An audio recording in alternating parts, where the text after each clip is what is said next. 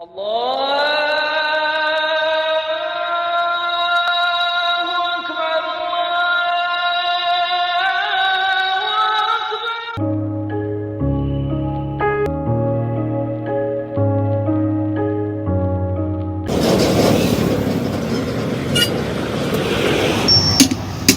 घिस तिर के सर, एक बकरी बेच के कहाँ से चला पाएंगे सर? बाल बच्चा चलाए कि स्टाफ को दे कि चाय खर्चा दे कि पेट्रोल खर्चा दे, बहुत ही समस्या आ गया है। गैरेज वाला ही काम करना पड़ रहा है उनको, गैरेज में, टायर दुकान में, लेमन दुकान में। सरकार की तरफ से कोई मदद टाइप का नहीं।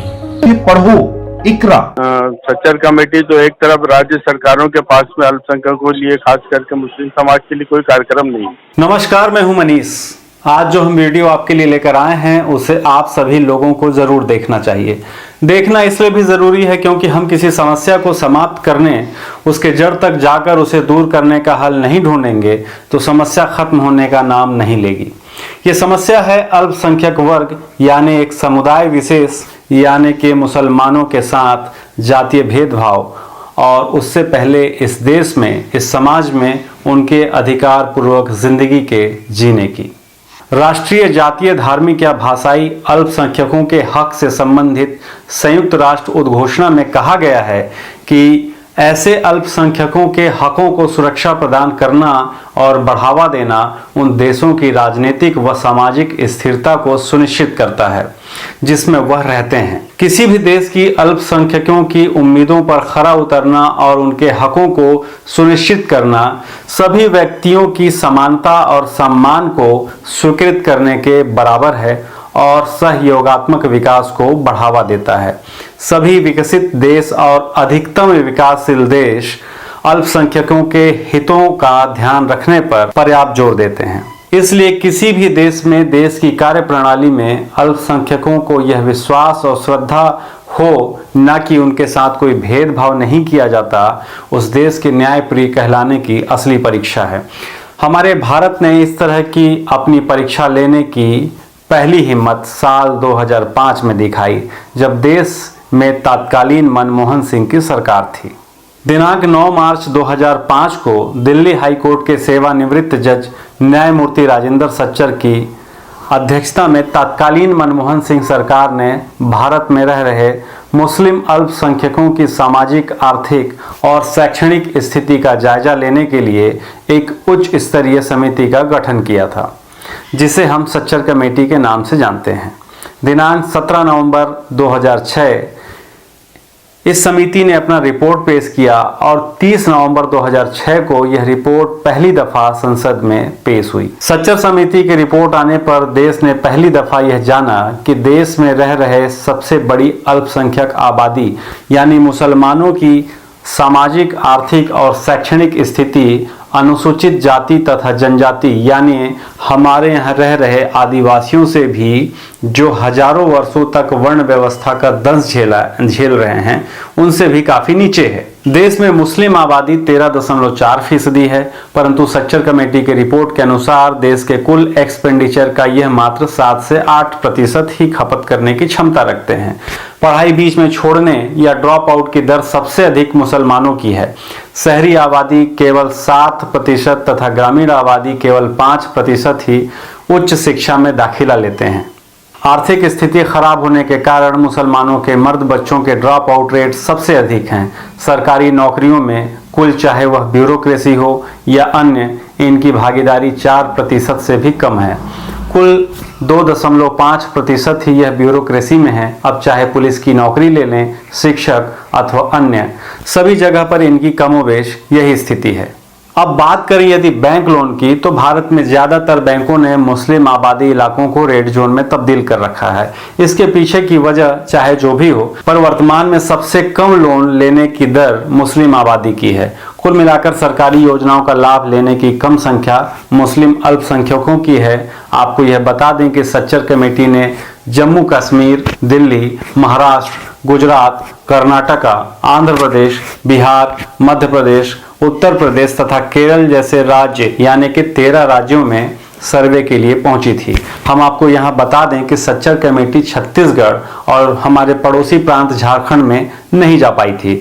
इसलिए आपको इस वीडियो के माध्यम से ये बताना जरूरी है कि मुसलमानों की स्थिति छत्तीसगढ़ में भी वही है जो बाकी अन्य प्रदेशों के रिपोर्ट में है। सच्चर कमेटी रिपोर्ट को पेश हुए आज 14 साल पूरे हो गए हैं।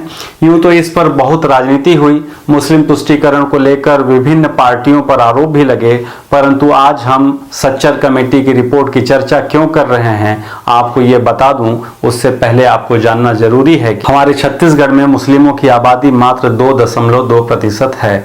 तो हमने यह जानना चाहा कि सच्चर कमेटी की रिपोर्ट आने के 14 साल के बाद छत्तीसगढ़ में इस समुदाय की क्या स्थिति है, क्योंकि सच्चर कमेटी की 76 सिफारिशें थीं, जिनमें से 72 को मान लेने का पूर्व की सरकारों ने दावा किया है। तो हमने सोचा कि अवश्य ही प्रदेश में जहां इतनी कम मुस्लिम आबादी है वहां निश्चित तौर पर हालात बहुत अच्छे होंगे। तो असल में क्या हालात हैं जानने के लिए वीडियो को अंत तक जरूर देखें। पसंद आए तो चैनल को सब्सक्राइब करें, लाइक करें और दोस्तों में दबाकर शेयर करें। और चार बच्चे और एक इतना छोटा कमरे में रहते हैं। अब बात तो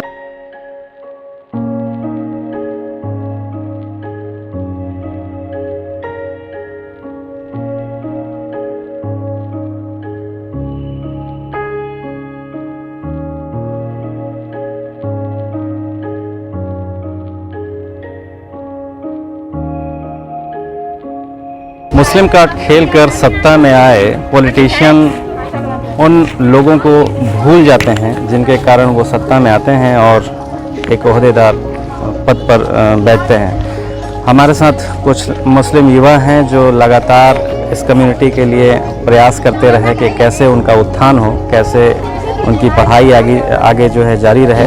बहुत सारे ऐसे बच्चे भी हैं जिनकी स्थिति काफ़ी ख़राब है, आर्थिक स्थिति ख़राब है, उनके घर में कोई ऐसा व्यक्ति नहीं है जिनके पास एक बेहतर रोज़गार हो, वो बेहतर कुछ काम कर पाए जिसके एवज में उसको कुछ आमदनी हो और घर चल सके।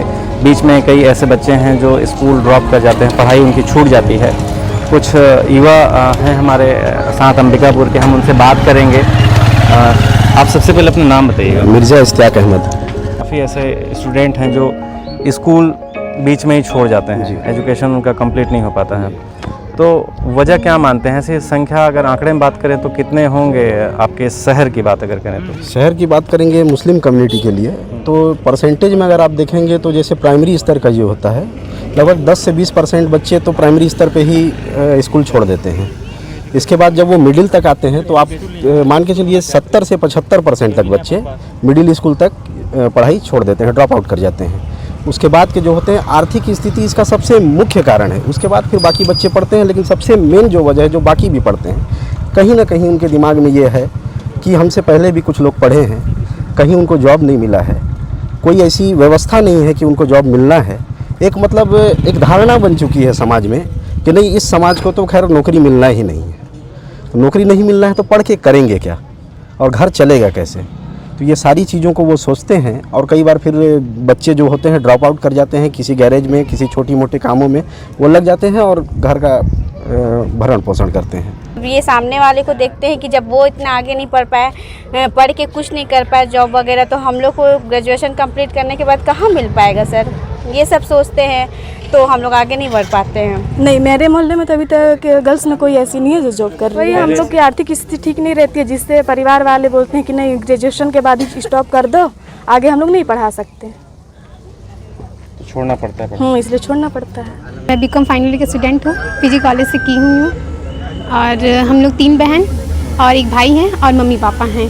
पापा मैकेनिक हैं, उससे मतलब थोड़ा बहुत काम हम लोग का चल जाता है, लेकिन ये कि पढ़ाई में उतना खर्च नहीं कर पाते पापा हम लोग के। तो हम लोग चाहते हैं कि सरकार कुछ ऐसा करे जिससे हम लोग आगे बढ़ सकें और कुछ कर सकें अपने पेरेंट्स लोगों के लिए।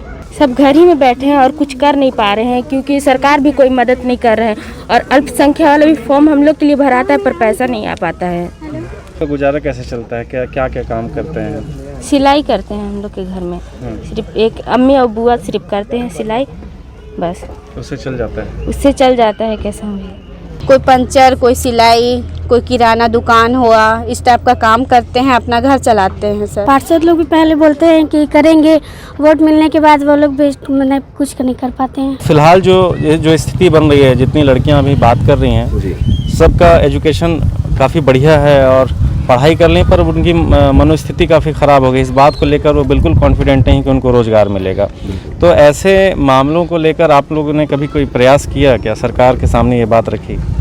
जैसे जो जनप्रतिनिधि हैं हमारे मोहल्ले से हैं या मतलब उस स्तर पे हैं, बात उन तक पहुंचाई गई है। हम लोग कई सारे ग्रुप बना करके, आजकल तो सोशल मीडिया का ज़माना है, सोशल मीडिया में भी कई ग्रुप हमने बनाया, जहां से हम ये कोशिश करते हैं कि बच्चों को, ख़ास तौर पे ये जो आसपास के बच्चे हैं, इनको मतलब कुछ रोज़गार मिले या स्वरोजगार का कुछ साधन उनको उपलब्ध कराया जाए जनप्रतिनिधियों की तरफ से। हमने कोशिश किया है और हम ये मतलब लगातार इस बात को उठाते रहे हैं, लेकिन दुर्भाग्यपूर्ण ये कहना पड़ेगा कि कोई विशेष उनके तरफ से समर्थन या सहयोग नहीं मिला है। नौकरी तो है नहीं कहीं जी, प्राइवेट जॉब करते हैं, तो ज़्यादातर ऐसे कौन से जॉब होते हैं, कौन सा ऐसा काम होता है जहाँ पर ये लोग काम करके अपना गुजारा कर रहे हैं? ज़्यादातर गाड़ी लाइन में जाते हैं, छोटे बच्चे गाड़ी, बाइक, टायर वगैरह होटल में, या फिर किराना दुकान में, या फिर यही जो है से कुछ घर साफ सफाई वगैरह औरतें बच्चे लोग करने लगते हैं, और बड़े लोग जो है से दुकानों की सफाई वगैरह करने लगते हैं। सरकार के साइड से तो अभी तक हम लोग नहीं देखे कोई ऐसा मदद मिला हो। और जैसे एनजीओ की बात करें तो कुछ ऐसे एनजीओ हैं जो नौकरी के लिए तो नहीं, लेकिन जैसे क्या हो गया, शादी ब्याह हो गया तो उसमें कुछ सपोर्टिंग काम कर देते हैं, जैसे शादी कराना या कुछ चीज़ दे देना, छोटी मोटी चीज़ें। और हम लोग जैसे हमारे जो हम लोग 10-12 लोग का ग्रुप है जो मिल के छोटे छोटे काम, हमारे पास भी ऐसा कुछ है नहीं कि हम बहुत बड़े स्तर में उनको सेवा प्रदान कर सकें, लेकिन हम हर जगह पे उनके लिए सोचते हैं कि इनको रोज़गार का अवसर मिले। लेकिन हमारे जो जनप्रतिनिधि है, जिनको हम जिता के आगे भेजे हैं, जो हर बार आते हैं, वादा करते हैं कि एक अच्छा नौकरी, साफ़ सफाई, मोहल्ला अच्छा, ये देख लीजिए आप इधर कितना गंदा पड़ा हुआ है ना। तो ये सब चीज़ों को हम लोग एक बार नहीं कई बार जाके बोले हैं। लगभग सिर्फ शिक्षा और रोज़गार के वजह उस पर नहीं बात करते, हम सारे चीज़ों पे बात करते हैं कि भैया हमारा तालाब ओपन है पूरा, बरसात के दिन पे तालाब पूरा फुल हो जाता है। लगभग ये मैं बता दूं आपको, अगर मैं गिनती गिनूँ तो 30 से 40 बच्चे इसमें मर चुके हैं। और हमेशा से हम लोग बोलते आ रहे हैं कि इसको आप बाउंड्री वाल कर दीजिए, तो घेरावा कर दीजिए, कुछ तो कर दीजिए इस पर। निगम से हमेशा हम लोग को आश्वासन दिया जाता है कि 40 लाख का आया हुआ है टेंडर, 20 लाख का आया हुआ है, 50 लाख का, कुछ ही काम नहीं होता, कुछ भी नहीं। छोटे छोटे जो बच्चे हैं, जो ये सब जो 12 साल, 15 साल, 16 साल, वो गैरेज पे काम करते हैं, जिनको सप्ताह में 50 रुपये मिलता है, जो आके अपने माँ बाप को कुछ सपोर्ट करते हैं कि हम तो पढ़ेंगे तो हमको नौकरी मिलेगा नहीं क्योंकि हम मुसलमान हैं। ये धारणा बना हुआ है। तो हम जाके कुछ काम करेंगे जिससे हमारे जो माँ बाप है उनको कुछ पैसा दे दे, तो हमारा जीविका और हमको जीने का एक मतलब वो हो जाएगा, दाल चावल रोटी का कुछ सहारा मिल जाए। तो सभी लोगों के मन में ये बसा हुआ है कि हम लोग सिर्फ और सिर्फ जनप्रतिनिधि का वोट बैंकिंग है, हमारे लिए कोई काम नहीं करता, कोई एक रुपये का काम नहीं करता है। जीतने के बाद कोई भी हो, चाहे वो कांग्रेस प्रत्याशी हो, चाहे बीजेपी हो, एनी अदर कोई भी प्रत्याशी हो, वो दोबारा तक आते नहीं। अभी मैं बात करूं अगर बाबा साहब की जो यहाँ से जीत के गए हैं, जो ये कांग्रेस का गढ़ है, वो जीतने के बाद एक बार आए भी नहीं है धन्यवाद देने के लिए, ठीक है, कि एक बार जाए। और अगर आप वो निकाल के देख लीजिए तो एक भी वोट यहाँ से किसी दूसरे पक्ष पे नहीं गया होगा, क्योंकि वो जीत के आएंगे तो कुछ करेंगे, लेकिन कुछ भी नहीं हुआ। आप कैमरा घुमा लीजिए, कुछ भी नहीं हुआ है। तालाब वैसी है, मोहल्ला वैसी है, लोग वैसी है, सब गरीबी में जी रहे हैं, सब कूड़ा कचरा में जी रहे हैं, ना साफ सफाई है, ना पानी का है, ना जीने का है, ना कोई काम, कुछ भी काम नहीं। आदमी हताश है और चुपचाप बैठा हुआ है, कहीं से कुछ नहीं मिलता है। तो मूलभूत सुविधाओं की कमी तो बिल्कुल है ही, पर इस तंग गलियों में, छोटे मकानों में जिस तरह से लोग रह रहे हैं, काफ़ी दिक्कतों का सामना करना पड़ा है। छोटे छोटे मकान हैं जहां पर लोग 9, 10, 12 की संख्या में लोग रह रहे हैं। मकानों की स्थिति भी काफ़ी ख़राब है, उनकी गिर चुके हैं, लोग प्लास्टिक लगाकर किसी तरीके से जीवन यापन कर रहे हैं। तो इनके मकानों के लिए क्या कभी वार्ड पार्षद या किसी तरह से किसी ने ध्यान नहीं दिया क्या? जितना लोग इच्छुक थे, जागरूक थे, अपना काम कागज आगे बढ़ाए तो उनको सुविधा मिला है। तो उसको देखते हुए एक तरह से ठीक है, लेकिन एक है कि सबके साथ मतलब सबका होना चाहिए विकास। एक आदमी के 2 आदमी के विकास से सबका विकास नहीं हो जाता है। इस वक्त हम जहां खड़े हैं ये कहीं ना कहीं कांग्रेस का गढ़ रहा है। कुछ बुजुर्ग हैं हमारे साथ, हम उनसे बात करेंगे। ये जो हालात आज देखने को मिल रहा है, आप तो काफ़ी बुजुर्ग हैं, कब से ये स्थिति है, क्या इसमें कभी कोई बदलाव नजर आया? 35 साल से हम हैं यहाँ पर, कोई बदलाव नहीं। देखिए खपड़ा का मकान दिख रहा है, गरीब आदमी वो खपड़ा का मकान दिख रहा है। वो देखिए हमारा घर 35 साल से पहले का है, खपड़े का मकान आते थे हम लोग मजदूरी। वही जो बताया कि गाड़ी लाइन है, पेंटिंग लाइन है, सब बच्चे का जीते हैं। आप क्या काम करते हैं? हम करते थे, छोड़ दी, सिलाई करते थे, छोड़ दी। 10वीं 12वीं 8वीं 10वीं किए, वही काम में लग जाओ, कुछ कमाओ तब न चलेगा पेट। सरकार अगर चावल दे देता है तो चावल से कुछ नहीं होता है। इतना ज़बरदस्त महंगाई है कि सब्जी किने जाइए तो 1 किलो 40 रुपये लग जाता है। तो कहाँ से आदमी को चलेगा?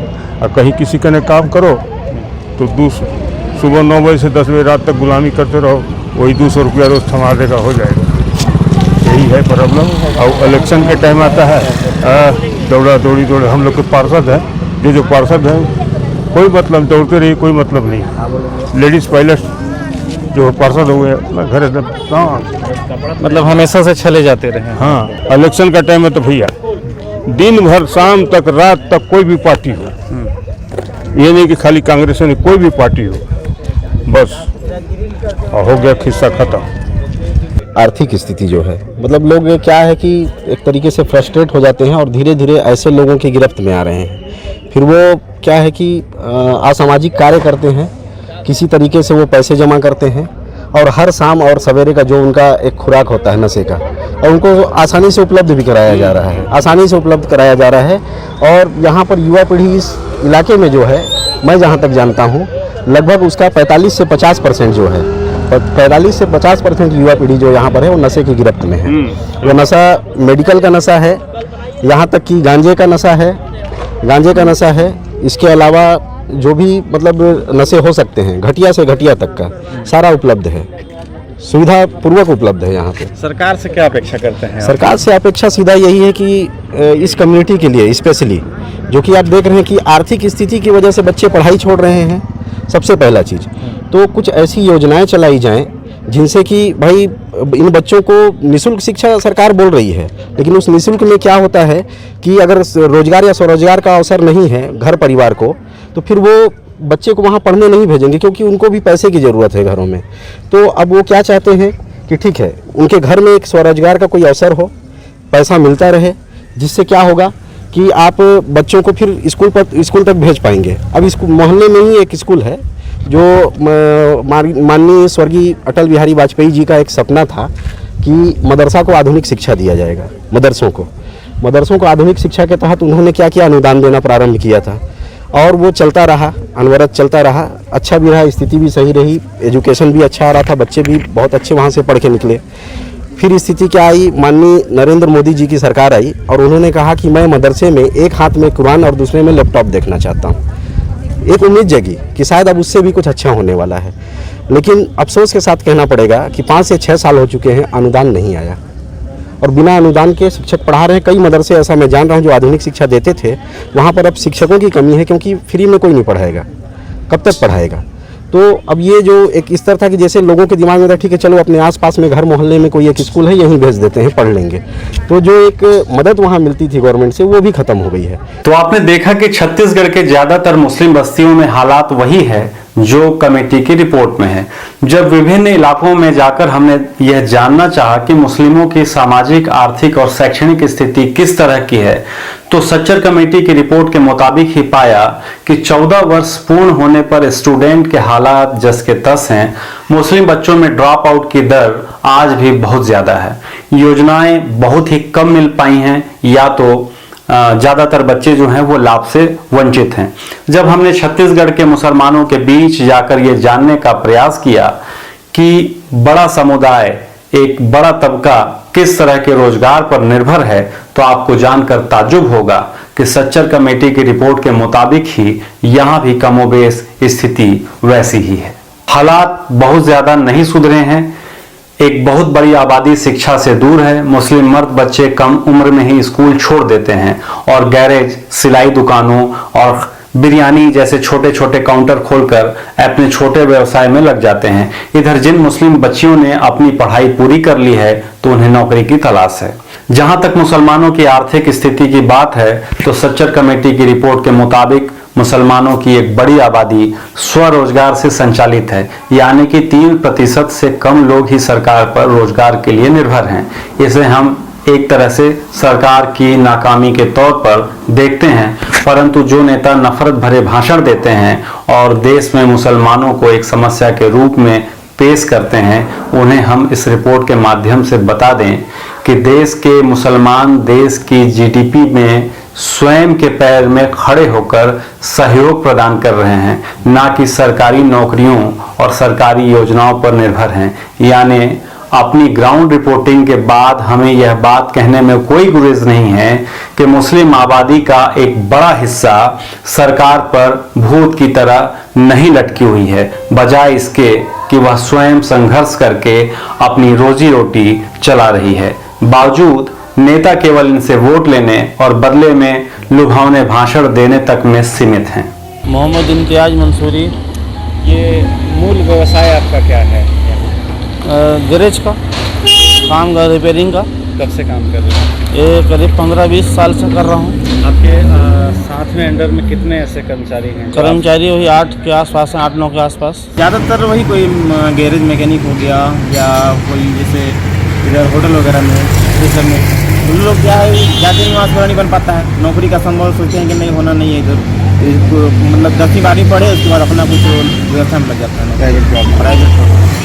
तमाम मुस्लिम बस्ती गली मोहल्लों में जाकर हम अपने सर्वे में ये देख रहे हैं कि मुसलमानों की एक बड़ी आबादी जो कि पिछड़ी है, खुद को जातिगत रूप से जनरल मानती है। वह ऐसा इसलिए क्योंकि इनकी जाति प्रमाण पत्र बनने में एक बड़ी समस्या है। उसका कारण यह है कि चूंकि इस्लाम धर्म में जातिवाद के लिए कोई जगह है ही नहीं और मुसलमान अपनी पहचान एक सच्चे अल्लाह के बंदे के रूप में कराना ज्यादा पसंद करते हैं, बजाय कि किसी वर्ण अथवा जाति के। गैर जागरूकता के कारण मुसलमानों के पूर्व के दस्तावेजों में बहुतायात में जाति वाली जगह मुस्लिम, मोमिन या मुसलमान दर्ज है, जिससे इनकी जाति प्रमाण पत्र बनने में समस्या आती है। पिछड़ी जाति का प्रमाण पत्र न बन पाने के कारण अल्पसंख्यक मुस्लिम छात्राएं स्कॉलरशिप से महरूम रह जाती हैं। उन्हें शासकीय योजनाओं का लाभ नहीं मिल पाता, उन्हें परीक्षाओं की फीस में छूट नहीं मिल पाती, या यूं समझिए कि सब कुछ जो किसी ओबीसी को मिलना चाहिए इन्हें नहीं मिल पाता। अब बड़ा प्रश्न यह है कि क्या भूपेश सरकार को कोई ऐसा अध्यादेश नहीं लाना चाहिए जो इस समस्या का समाधान कर सके और वास्तविक पिछड़ी जातियों को प्रमाण पत्र आसानी से जारी किया जा सके। प्रश्न उन तथाकथित मुस्लिम नेताओं से भी है जो सत्ता के गलियारों तक पहुंच तो मुस्लिम वोट से जाते हैं, परंतु उनके हक और हुकूक कोई भी आवाज उनके पार्टी के बड़े नेताओं या अपने आकाओं को खुश करने से ज्यादा आगे नहीं जा पाती। क्या उन्हें ऐसी स्थिति देखकर आत्ममंथन नहीं करना चाहिए? क्या पुरजोर तरीके से उन्हें अपने आवाम के हक में आवाज नहीं उठाना चाहिए? रोज मरने वाले हैं हम लोग मजदूर, जो यहाँ पास आते हैं, दिन में जो भी मिल गया काम करके चले जाते हैं। अगर दैनिक मजदूरी मिल गया तो ठीक, नहीं मिला तो दूसरे दिन देते हैं। जो भी मजदूरी मिलना था, अगर हमको 2000 का काम है 1800 में भी लोग करा रहे हैं तो हमको करना पड़ा। लोग एक घर में 4 परिवार रहते हैं, 2 मियाँ भी 3 बच्चे, 2 मियाँ भी 3 बच्चे, 4 बच्चे, ऐसे शादी ब्याह सब इसी में होता है। और ज़्यादा उन लोगों को मतलब तकलीफ इसी बात से है, बाकी हम लोग को सरकार से कोई तकलीफ नहीं है। तो जो स्थानीय नेता हैं उनसे क्या आश्वासन मिलता रहा है आपको? गए तो उनके पास, वो बस बना देंगे, अभी तुम लोग काम बस चल रहा है, हो रहा है, होगा। 60 साल से रह रहे हैं, मकान नहीं बनता है। मकान नहीं बना, क्यों नहीं बनता है? नहीं बना रहा है, कहीं जाके जा रहा है, कलेक्टर का पास जा रहा है, नगर निगम का पास जा रहा है, पार्षद का पास जा रहा है, खाली देते का भी बनेगा। तो तो चुनाव के समय जब वोट मांगने आते हैं तो बस ये दिलासा देते का बनेगा तुम लोग का घर, वोट दियो अभी बनेगा घर तुम लोग को, ऐसे करके और कागज लाके दिखा के फिर नहीं बनाते हम लोग का घर। 12 पढ़ा है, 12-13 क्लास, और लड़की लोग भी 11-12 लड़की लोग भी पढ़े हैं, बच्चे लोग सब पढ़ा लेकिन नौकरी नहीं मिलती, जाति प्रमाण पत्र लाओ ऐसे बात बोलते हैं। प्रमाण पत्र भी नहीं बना? नहीं, प्रमाण पत्र बना है, जाति नहीं बना, जाति प्रमाण पत्र। मुसलमान लोग का, मुसलमान तो मुसलमान ही है, तो जाति कहाँ से लाना? पीएम आवास आप लोग का आज तक नहीं बना? आज तक नहीं बन पाया, जबकि बाकायदा हो चुका है। इसके लिए प्रयास क्या किया आप लोग? प्रयास हमने किया, नगर पालिका से बात किया, शफी अहमद जी से बात किया। शौचालय नहीं है घर बार में, पापा लोग काम कर रहे हैं, फेरे कर रहे हैं, पैसा भी कम मिलता है, वही घर बार चला रहे हैं उसी से। अब क्या कर सकते हैं, मकान भी नहीं बना हुआ है हमारा। और कैसे गुजारा होता है घर में? और कौन कौन लोग हैं जो शिक्षित हैं, पढ़े हैं? कोई पढ़ा नहीं है घर में। मेरे भैया पढ़े 9-10 में पढ़े और फिर नहीं पढ़ा, वही काम करने के लिए, पैसे भी कम नहीं है ना। तो आप क्या बनना चाहती है पढ़ाई करके? टीचर बनना चाहती, मास्टर नहीं। सरकार से क्या चाहती है? वो हमारे घर बार बना दे, शौचालय हमारे यहाँ शौचालय नहीं, शौचालय बन जाए, सुविधा नहीं, पढ़ने की सुविधा भी आ जाए। बहुत मुस्लिम समुदाय में सामान्य वर्ग में मुश्किल से 5% लोग रहते हैं, उसमें ओबीसी वर्ग के लोगों की तादाद जो है 90% 95% है, और चूंकि उनका निवास प्रमाण पत्र नहीं बन पाता, और निवास प्रमाण पत्र नहीं बनने की वजह से उनको जो ओबीसी का जो बेनिफिट मिलना चाहिए वो बेनिफिट नहीं मिल पाता, तो उनके लिए एजुकेशन में भी प्रॉब्लम होता है, उनको कोई सुविधाएं नहीं मिल पाती, और जब एजुकेशन नहीं होता तो शासकीय सेवा में भी नहीं आ पाते। जबकि 2008 में भी रंगनाथ मिश्र समिति ने, सच्चर समिति ने अपना रिपोर्ट दिया था कि मुसलमानों के हित में बहुत सारे काम करने के लिए, लेकिन ये सब कोई कार्रवाई आज तक हुई नहीं, और मुसलमानों की स्थिति बद से बदतर बनती चली गई। आज तक उनकी स्थिति जहाँ था वहीं पे है, सिर्फ वोट देने के काम आते हैं, एक बार 5 साल में आता है और वोट देते हैं और अपना काम हो जाता है, उसके बाद कौन उनका हाल पूछता है। छोटे छोटे कारोबार में लोग जो हैं अपना जीवन यापन करते रहते हैं, परेशानी का दौर उनका खत्म होने का नाम ही नहीं लेता। 2007 में जस्टिस रंगनाथ मिश्रा जी की एक आयोग बनी थी, और उस आयोग में भी एक रिपोर्ट मुस्लिमों के संबंध में आई थी, जिसमें केंद्र और राज्य सरकार की नौकरियों में अल्पसंख्यकों को शिक्षा के क्षेत्र में 15% आरक्षण देने की बात कही गई थी, और उस 15% आरक्षण में 10% आरक्षण सिर्फ मुस्लिम समुदायों को देने की बात कही गई थी। इसी प्रकार 2013 में अमिताभ कुंडू जी की एक आयोग बनी। आयोग इसलिए बनाया गया कि जो सच्चर कमेटी बनी थी उसके क्रियान्वयन में कहां तक सरकार सफल रही है, या समुदाय का कोई विकास हो पाया है या नहीं हो पाया है। प्रोफेसर अमिताभ कुंडू जी की रिपोर्ट में जो बातें आई, उसमें भी ये बातें आई कि अल्पसंख्यक समुदाय के हालात में कोई सुधार नहीं हुआ है। साल 2014 में नरेंद्र मोदी की सरकार आने के बाद पूरे देश भर में जो इस्लामोफोबिया बढ़ाने का प्रयास किया गया, उसका असर यह है कि बहुसंख्यक आबादी का एक बड़ा तबका मुसलमानों को नफरत की नजर से देखना शुरू कर दिया है। नफरतों का आलम यहां तक बढ़ाया गया कि कोरोना काल में देश की मुख्य मीडिया कोविड-19 जैसे महामारी के लिए भी मुसलमानों के एक फिरके को जिम्मेदार ठहराने से बाज नहीं आई। पर खास बात यह है कि इसका असर हमारे छत्तीसगढ़ जैसे राज्य में नहीं रहा है। हमारे प्रदेश की यह उपलब्धि रही है कि यहाँ पर धार्मिक नफरत या जातीय संघर्ष का इतिहास बहुत कम देखने को मिलता है। सरकार चाहे भाजपा की हो या कांग्रेस की, छत्तीसगढ़ के लिए यह एक सुखद बात है। छत्तीसगढ़ में कोई भी बड़े दंगे या धार्मिक उन्माद की खबरें आपको सुनने या देखने को नहीं मिलेंगे। पिछले 15 सालों तक प्रदेश में भारतीय जनता पार्टी की सरकार रही, पर हमें लगता है कि उसमें भी डॉक्टर रमन सिंह की सरकार यह बात ताल ठोक के कह सकती है कि सरकार पर भले ही भ्रष्टाचार के आरोप लगे हों और वह सारी बातें जो किसी सरकार के विरुद्ध होती हैं, परंतु कहीं पर भी उन्होंने धार्मिक उन्माद को पैर पसारने का मौका नहीं दिया। इसका बड़ा कारण है कि छत्तीसगढ़ की जनता जो अमन और चैन प्रेमी है, इसलिए कहा गया है कि छत्तीसगढ़िया सबले बढ़िया। आज सच्चर कमेटी की बात करने का हमारा उद्देश्य यह है कि 15 सालों के बाद प्रदेश में कांग्रेस की सरकार 2018 में वापस आई है।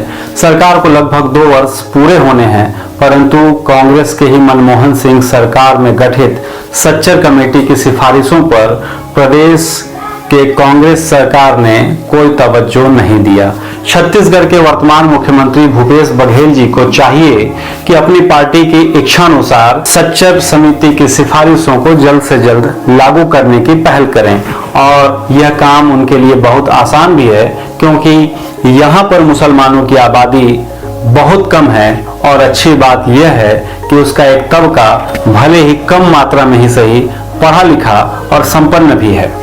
प्रदेश कैबिनेट में मोहम्मद अकबर जैसे कद्दावर नेता भी हैं, तो भूपेश सरकार को चाहिए कि पूरे देश में वह एक उदाहरण बताएं कि भले ही अन्य राज्यों में मुसलमानों की आबादी की तुलना में उनकी सामाजिक, आर्थिक और शैक्षणिक स्थिति बहुत खराब हो, लेकिन जब 5 साल का हिसाब उनसे जनता मांगेगी तो वह यह दावे के साथ कह सकेंगे कि भारत के संविधान में निहित अनेकता में एकता की तर्ज पर उनका छत्तीसगढ़ और अव्वल है। सुनिए अल्पसंख्यक बोर्ड के अध्यक्ष महेंद्र सिंह छाबड़ा और वक्फ बोर्ड के चेयरमैन जनाब सलाम रिजवी इस मसले पर क्या कहते हैं। उसके बाद छत्तीसगढ़ के अंबिकापुर शहर से एक मुस्लिम युवा प्रोफेसर अकील अहमद अंसारी जी को भी सुनिए और जानिए कि समाज की बेहतरी के लिए वे क्या सोचते हैं। साथ ही छत्तीसगढ़ प्रदेश में भूपेश सरकार को वे क्या नेक सलाह दे रहे हैं। सच्चर कमेटी की रिपोर्ट आई थी, उसके बाद लोगों को ये बात लगी थी कि अब अल्पसंख्यक वर्ग का भला हो सकता है। उन रिपोर्ट में ये स्पष्ट रूप से लिखा गया था कि इन वर्गों को किस तरीके से आगे बढ़ाया जाए, इनका कैसे उत्थान किया जाए, कैसे प्रगति की जाए, कैसे ये लोग समान विचारधारा के लोगों के साथ खड़े हो सके। लेकिन दुर्भाग्य है कि अभी तक नहीं हो पाया है। बहुत लंबे समय तक लोग इंतजार करते रहे। हमारी भी कोशिश रहेगी भविष्य में कि इस दिशा में सरकार काम करे, और हम उन्हें भी आगाह करेंगे कि निश्चित रूप से आप इस सच्चर कमेटी की रिपोर्ट को जो है लागू करें। पहली बात तो ये है कि ये केंद्र सरकार की पहली जवाबदारी थी कि इसको पूरा करना था, लेकिन समय रहते नहीं हो पाया। पर विश्वास है कि आने वाले समय में ये हो जाए, ताकि इन वर्गों का सीधे तौर पर लाभ हो सके, इनको सारी योजनाओं का भी लाभ मिले। और उस रिपोर्ट में जिस तरीके से लोगों के अल्पसंख्यक वर्ग के लिए योजनाएं बनाई थी, उनका उत्थान और प्रगति की बातें कही थी, उसका लाभ मिल सके। कोशिश की जा रही है जी, क्योंकि सच्चर कमेटी तो एक तरफ राज्य सरकारों के पास में अल्पसंख्यकों के लिए, खास करके मुस्लिम समाज के लिए कोई कार्यक्रम नहीं है जी, कोई योजना नहीं है जी। और जो भी योजनाएं 15 सूत्री कार्यक्रम जो है, वो जो केंद्र शासन की मनमोहन सिंह के टाइम जो बनी योजनाएं थी वही चल रही है, उसमें भी कटौती कर दी गई, क्योंकि केंद्र के शासन से अपेक्षाएं अल्पसंख्यकों के लिए, खास करके मुस्लिम समाज के लिए तो नगण्य है। लेकिन राज्य में जहां कांग्रेस की सरकार है, वहां के मुख्यमंत्री से हम उम्मीद कर सकते हैं कि वो यहाँ पर अल्पसंख्यकों के लिए और सच्चर कमेटियों की सिफारिशों को लागू करने के लिए कोशिश की जाएगी और लागू होगी। सच्चर कमेटी की रिपोर्ट को 14 साल हो चुके हैं। इस 14 साल पर हमने जो रिपोर्ट आपको दिखाई है, उसमें वक्फ बोर्ड के अध्यक्ष से लेकर तमाम लोगों के, खासकर जो वकील हैं और एक्टिविस्ट हैं, स्टूडेंट हैं, उनकी बातों को आपने सुना। अब हमारे साथ बात करने के लिए असिस्टेंट प्रोफेसर हैं अकील अहमद अंसारी जी। पेशे से प्रोफेसर हैं, पर समाज सेवा का भी काम करते हैं। अकील जी, सबसे पहली बात तो यह है कि 14 साल हो गए सच्चर कमेटी की सिफारिश को, बातें बहुत हो गई। आपको क्या लगता है, उपाय क्या है कि हालात मुस्लिमों के सुधरें, उत्थान हो उनका, कुछ बेहतर हो सके उनके लिए? देखिए, उपाय हम तब करेंगे जब हमें उसकी समस्या के कारणों का पता चलेगा। मैं बहुत सारगर्भित रूप से आपको बताना चाहता हूं कि सबसे बड़ी समस्या एजुकेशन की है। शिक्षा, आधुनिक शिक्षा की कमी और मदरसों की जो शिक्षा है उसे ही मुसलमान एजुकेशन मानता है। ज़्यादातर मुसलमानों को जो शिक्षा देते हैं उनमें मौलवी, हाफिज इनका आधुनिक शिक्षा या विज्ञान का शिक्षा नहीं हो पाता। और एक कारण मैं मानता हूं राजनीतिक जागरूकता की कमी, ये सब मूलभूत कारण है। अब इनका निराकरण कैसे किया जाए? तो निराकरण करने के लिए सबसे पहले हमको वो तरीके अपनाने पड़ेंगे जो कारगर हों। आप एक सामान्य, एक आम मुसलमान को साधारण रूप से समझाएं, शायद बात असर उतनी नहीं करेगी। मैं समझाऊं, बात उतनी असर नहीं करेगी, लेकिन धर्मगुरु यदि समझाएं तो उनको ज्यादा बात असर करेगी। मैं आपके माध्यम से, मैंने आपकी डॉक्यूमेंट्री देखी, उसमें मदरसों का भी जिक्र था। बहुत मेहनत किया है आपने, आप इसके लिए साधुवाद के पात्र हैं। बीइंग ए मुस्लिम, मैं आपको धन्यवाद देता हूं कि किसी ने इस तरह की बात उठाई। मैंने उसमें देखा तो मुझे जो समझ में आया कि इसमें, इस डॉक्यूमेंट्री के माध्यम से मैं रिक्वेस्ट करूंगा, जितने भी धर्म गुरु हैं उनसे निवेदन करूंगा, मेरी गुजारिश है कि अब वो कौम को बताएं कि जिस मजहब की पहली आयत जो उतरी है कुरान की, वही है पढ़ो, इकरा। मैंने बहुत बार सुना है तकरीरों में कि मुसलमान कुरान के रास्ते से भटक गए हैं, इसलिए उनकी ये हालत है। मैं कहता हूं उन्हें बताएं कि पहली आयत से ही वो भटक गए हैं। पहली आयत ही है इकरा, पढ़ो। कुरान की उन आयतों को बताएं, हदीस में बताएं, बुखारी शरीफ है, मुस्लिम है, जिनमें कई जगह पे इस तरह की बातें आई हुई हैं कि जब सर्वे कायनात सल्लल्लाहु ताला अलैहि वसल्लम से किसी ने पूछा कि आप बताएं कि एक आलिम की, एक आबिद के ऊपर क्या फजीलत है। फजीलत का मतलब उसकी सुपेरियरिटी क्या है एक नॉलेजेबल पर्सन की जो अननॉलेजेबल है या नॉलेजेबल नहीं है। तो उन्होंने कहा कि जैसी मेरी एक आम आदमी के ऊपर फजीलत है। पूछा गया कि एक आलिम यानी जो नॉलेजेबल है उसकी कितनी बड़ी मर्तबा है जो नॉलेजेबल नहीं है। तो उन्होंने कहा कि जैसे 14वीं का चांद सारे सितारों की रोशनी पे है, वैसे ही उसकी कहना चाहिए अजमत है। अब आप समझिए, उस कौम के लोग, सच्चर कमेटी की रिपोर्ट कहती है कि 43% लोगों ने कॉलेज का कैंपस तक ही नहीं देखा है।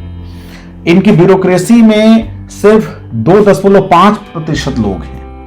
कुल सरकारी नौकरियों में 4% से भी कम है। ज्यादातर लोग पढ़ाई में ड्रॉप कर देते हैं। तो हालात आज 14 साल के बाद भी वैसे सरकारें बहुत आई गईं, लेकिन हालात नहीं सुधरे। चूंकि छत्तीसगढ़ में अब कांग्रेस की सरकार है, कम्युनिटी से, आपकी कम्युनिटी से तमाम बड़े नेता भी हैं, मुस्लिम लीडर हैं, क्या अपेक्षा करते हैं आप सरकार से, क्या वो बेहतर कर सकती है? देखिए, as far as Muslim leader is concern, मेरा अपना मानना है कि मुसलमानों का कोई नेतृत्व है ही नहीं है। मुसलमान को अपना नेतृत्व बनाना पड़ेगा। वो भाजपा के लीडर हो सकते हैं, वो कांग्रेस के लीडर हो सकते हैं, मुसलमानों के लीडर माफ कीजिएगा कोई नहीं है। क्योंकि यदि कांग्रेस और भाजपा के लीडर ना हो के मुसलमानों के लीडर होते, ओवैसी का नाम बड़ा सामने आता है कि वो मुस्लिम लीडर हैं। देखिए, मुसलमानों का लीडर, मैंने आपको वही कहा कि मुसलमानों का लीडर वो होगा जो एक आम नागरिक बनाए, उनको मुख्य धारा से जोड़े। अगर आप योगी आदित्यनाथ का विरोध करते हैं कि एक भगवाधारी मुख्यमंत्री संवैधानिक इतने उच्च पद पे नहीं होना चाहिए, तो मैं कहता हूं कि ओवैसी भी एक मौलाना का ड्रेस पहन के संसद में अगर जाता है तो वो भी कहीं ना कहीं प्रश्न के दायरे में आना चाहिए। तो आज हमें चाहिए जो समाज सुधारक हो, जो समाज सेवक हो, जो खुद एक नेता हो और जिसका अपना दायित्व हो, केवल वोट लेना नहीं, ये भाजपा के या कांग्रेस के या सपा के नेता ना हो। वो काम करें, वो देखें, वो फील्ड में जाएं और लोगों की शिक्षा के लिए काम करें, वो समझाएं, वो मौलवियों से रिक्वेस्ट करें। इनकी प्रौढ़ शिक्षा मौलवियों की भी होनी चाहिए क्योंकि ये समाज को चलाते हैं। तो मेरा कहना है कि मुसलमानों का कोई लीडर नहीं है, उन्हें अपना नेतृत्व खुद बनाना पड़ेगा और उन्हें गिरेबान पकड़ के पूछना पड़ेगा कि इतने सालों तक मैंने तुझे जिताया, तूने हमारे लिए क्या किया। अगर आज भी हालात उसी गरीबी, उसी मुफलिसी में, उनके लिए कोई योजना नहीं है, तो उन्हें अपने नेताओं को बदलना पड़ेगा। अगर आप चाहते हैं कि कुछ नया हो तो आपको कुछ नया करना पड़ेगा। और रह गई बात कि आप बातें आदर्श बहुत हो जाती हैं, ऐसा करना चाहिए, वैसा करना चाहिए, कारण क्या है समझिए। एक अमेरिकी साइकोलॉजिस्ट हैं मैस्लो, अब्राहम मैस्लो ने हायरार्की ऑफ नीड बताया। मैस्लो ने कहा कि सबसे पहले किसी इंसान की मूलभूत आवश्यकता होती है रोटी, कपड़ा, मकान। जब उसे रोटी, कपड़ा, मकान, उसके स्वास्थ्य, भोजन, नींद की व्यवस्था होती है, उसके बाद आता है सामाजिक आर्थिक सुरक्षा। सामाजिक आर्थिक सुरक्षा मिल जाता है, उसके बाद वो परिवार, प्रेम और मानवता की बात करता है। और जब यह मिल जाता है तब वो समाज में सम्मान खोजता है, यानी चौथे नंबर पे लीडरशिप आती है और कहीं अंत में लक्ष्य।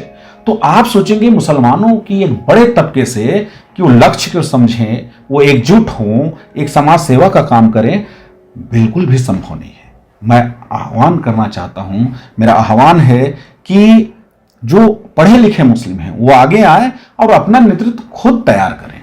रह गई बात राजनीतिक चेतना की और सरकारें क्या कर सकती हैं, इस पर आता हूं मैं। देखिए, छत्तीसगढ़ की बात आपने की। छत्तीसगढ़ बहुत अच्छा जगह है, यहां पर किसी प्रकार का धार्मिक कोई उन्माद नहीं। 15 साल भारतीय जनता पार्टी की भी सरकार रही, लेकिन मैं खुशी है मुझे कि कहीं पर भी धार्मिक उन्माद, कोई दंगे, ये सब सुनने को नहीं मिले। तो अभी वर्तमान की जो भूपेश बघेल की सरकार है वो चाहे तो बहुत अच्छा काम कर सकते हैं। वो एक उदाहरण सेट कर सकते हैं पूरे देश में कि देखिए जो संवैधानिक ढांचा है, हमारे यहाँ भले 2% मुसलमान हैं, लेकिन वो बिल्कुल एक बराबर, सभी के बराबर हैं। उनको मैं कुछ उपाय देना चाहूंगा आपके माध्यम से। जैसे मान लीजिए सच्चर कमेटी की रिपोर्ट आई और आपके भी डॉक्यूमेंट्री मैंने देखा कि एक बहुत बड़ा तबका मुसलमानों का गैरेज लाइन में है, काम करते हैं वो लोग, मोटर मैकेनिक हैं और इस तरह के स्वरोजगार के काम करते हैं।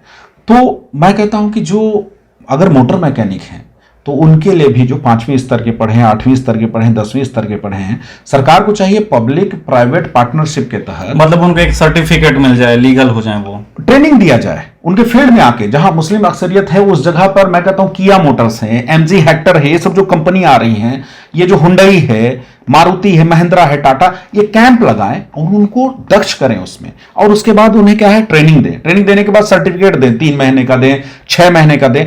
इससे क्या होगा कि बल्क में, चाइना से सीखें आप, बल्क में हमारे पास ट्रेंड मैकेनिक मिलेगा। और कंपनी भी चाहेगी, मैं आपको बताऊं, कंपनी आज जब अपना प्रोडक्ट लॉन्च करती है तो वो चाहती है कि उसको रिपेयर सर्विस मिले। तो मान लीजिए छोटी सी जगह अंबिकापुर सरगुजा है, बस्तर है, ऐसी जगहों पर अगर 500 मैकेनिक पर ईयर हम अच्छे दक्ष निकालते हैं, तो जो छोटी जगह है, सीतापुर भी है, बतौली है, मैनपाट है, ऐसी जगहों पर भी जाएंगे, उनको रोजगार मिलेगा, खुद का गैरेज खोलेंगे, सर्विस सेंटर में जाएंगे। तो उसमें मुसलमानों को शर्म आने की कोई बात नहीं है। हर सेवा सम्मान का अधिकारी होता है। उन्हें हम गर्व के साथ बता सके कि अगर आप मैकेनिक भी हो तो आपको सम्मान मिलेगा। पढ़ना सिर्फ सरकारी नौकरी के लिए नहीं होता है। फिर सच्चर कमेटी की रिपोर्ट देखें तो उसमें जैसा आपके में भी मैंने देखा कि 1 या 2 कमरे में रहने वाले लोगों की संख्या शहरों में बहुत ज्यादा है। तो जहां पर भी मुस्लिम आबादी है वहां पर शासकीय भूमि है, उसमें एक हॉल बना दे। आप मैरिज हॉल तो बनाते हो, कोई एजुकेशन हॉल नहीं बनाते जहां बच्चे जाकर के पढ़ सकें। इसमें सरकार के बहुत ज्यादा पैसा भी नहीं लगेगा। और कुछ एनजीओ बनाना चाहिए, समाज सेवक आने चाहिए, पढ़े लिखे जो सक्षम लोग हैं। बंद कीजिए नेताओं से उम्मीद।